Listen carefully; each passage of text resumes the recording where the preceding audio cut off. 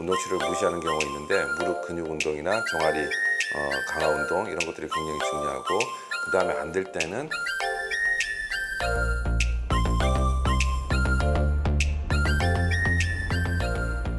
네, 안녕하세요. 오늘은 진료 전 신입스텝과 함께 알아보는 관절 꺾기 시간입니다. 오늘의 주제는 무릎의 퇴행성 관절염에 대해서 말씀드리겠습니다. 이 관절염이라는 것은 관절하고 염, 관절에 염증이 생기는 것을 이야기하는데 종류가 한 100개가 넘을 거예요. 그래서 가장 대표적이고 나이가 들면서 생기는 관절이 닳아서 생기는 관절염을 퇴행성 관절염이라고 합니다. 물론 퇴행성 관절염 같은 경우에는 퇴행성 관절증이라는 이야기를 요새 좀 많이 하고 있고요. 이것은 관절을 보호하고 있는 연골의 손상이나 퇴행성 변화로 인해서 통증이 생기는 겁니다. 나이가 들어서 다 생기는 건 아닙니다. 이 확실한 원인은 밝혀져 있지 않으나 유전적인 요소, 생활적인 요소, 그리고 과거에 다쳐서 만약에 수술을 한 경우에는 이 퇴행성 관절염이 나이가 들어서 생길 수도 있고 다양한 여부에 따라서 영향을 주고 있습니다. 어떤 분들은 공주처럼 살았다 그래요, 환자분들이. 근데 아무 일도 안 하고 노동도 안 하고 관절염이 생기는 경우가 좀 있고, 아니면 어떤 분들은 농사를 지으면서 또 관절염이 생기는 경우가 있기 때문에 제가 생각하기에는 굉장히 유전적인 요소가 굉장히 강한 것 같습니다. 증상은 아무래도 가장 나타나는 증상은 통증입니다. 이 통증이 뭐죠?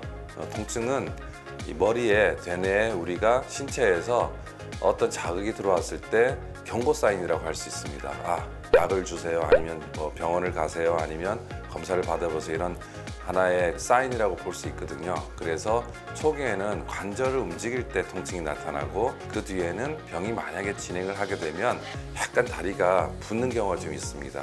그리고 세 번째는 좀 진행이 되면 관절이 붓거나 휘는 경향이 좀 있어서 O자 다리나 혹은 X자 다리 걸음걸이에 이상이 보일 수가 있습니다. 대부분 환자분들이 오셨을 때 여쭤보는 그런 병력을 좀 물어보면 되게 알 수 있겠고요. 옛날에 다쳤다든지 아니면 과거에 치료를 받았다든지, 그 다음에 검사를 좀 해봐야겠죠. 이렇게 보고 만져보고 부었는지 아니면 다리가 휘었는지 이런 걸 본 다음에 이제 엑스레이를 찍어보는데 여기서 여러 가지 변화와 관절염의 특징적인 소견을 종합해서 보통 진단을 합니다.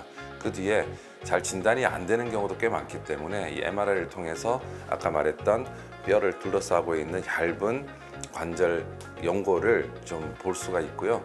만약에 필요하면 관절경이나 수술을 통해서 퇴행성 변화를 직접 확인하기도 합니다.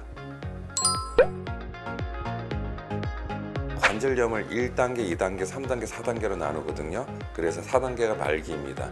말기에는 대부분 수술적 치료를 필요하는 경우가 많은데 1기, 2기, 3기에는 주로 보존적 치료를 많이 하게 됩니다. 그래서 보존적 치료는 생활 습관의 개선, 즉 예를 들면 쪼그려 앉는다든지 아니면 바닥 생활을 한다든지 이런 걸 피해야 되고 침대 생활을 하는 게 좋겠죠. 그 다음에 병원에서는 약물 치료, 이런 국소 치료가 존재하며 운동 치료 굉장히 중요합니다. 운동 치료 대부분 운동 치료를 무시하는 경우가 있는데 무릎 근육 운동이나 종아리 강화 운동 이런 것들이 굉장히 중요하고, 그 다음에 안 될 때는 수술적인 치료를 주로 많이 하게 됩니다. 그래서 대부분 몸이 아프면 마음도 같이 아픈 경우가 좀 많습니다.